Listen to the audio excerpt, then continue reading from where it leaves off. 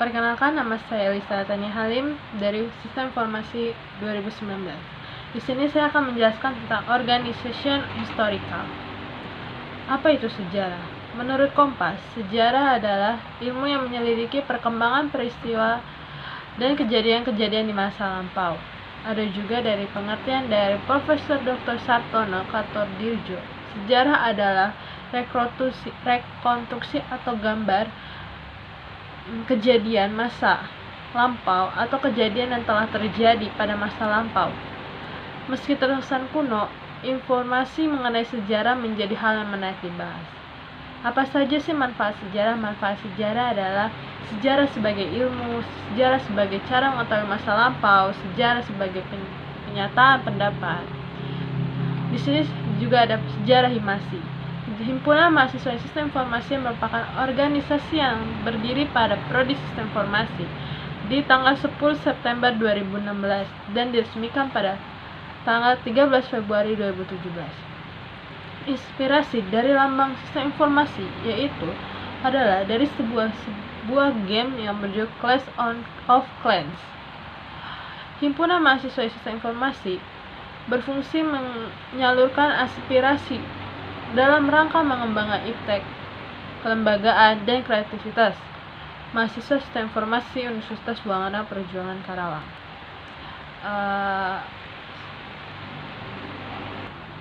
Sini studi kasus. History is written by the victor.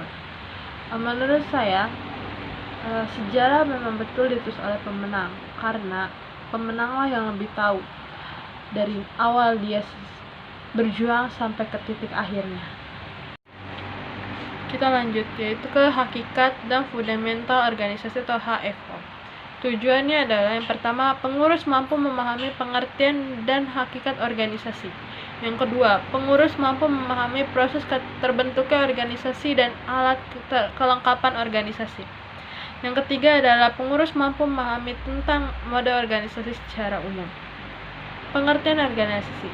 Menurut Stoner, organisasi adalah suatu pola hubungan orang-orang di bawah pengaruh pimpinan untuk mengerjakan suatu tujuan bersama. Lalu ada menurut Chester E. Bernard, organisasi merupakan suatu sistem aktivitas kerjasama yang dilakukan oleh dua orang atau lebih.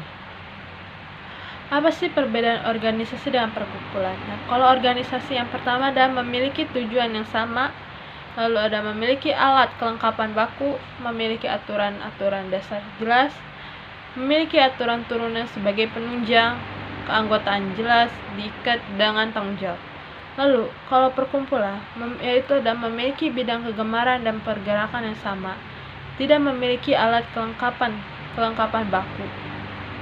Lalu tanpa aturan dasar, aturan turunan dan pendukung kondisional, keanggotaan fleksibel, tak ada ikatan tanggung jawab. Organisasi seperti kayak himasi, lalu ada aparat desa seperti itu. Kalau perkumpulan seperti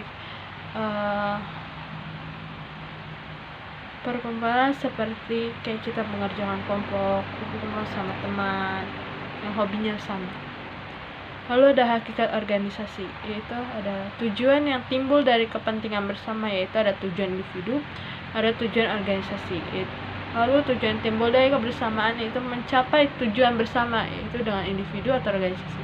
Anggota memandang organisasi sebagai sarana untuk mencapai tujuan.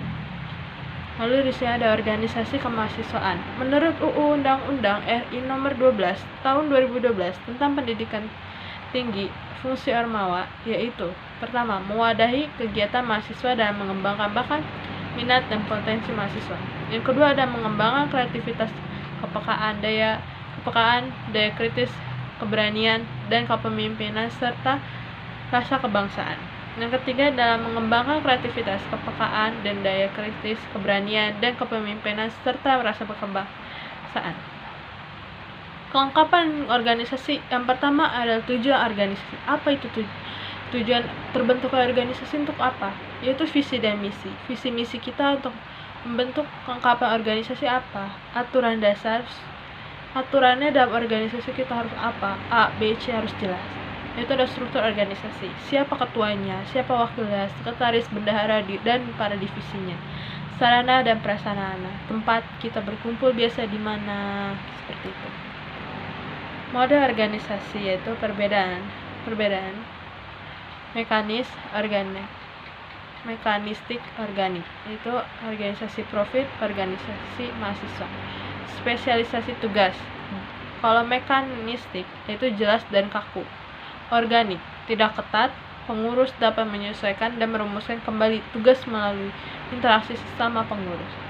Lalu ada hierarki, wewenang, dan pengendalian. Kalau mekanistik, kaku dan banyak aturan. Lalu ada organik, informal dan sedikit aturan. Lalu pengendalian tugas. Kalau mekanistik, sentralistik dari puncak organisasi.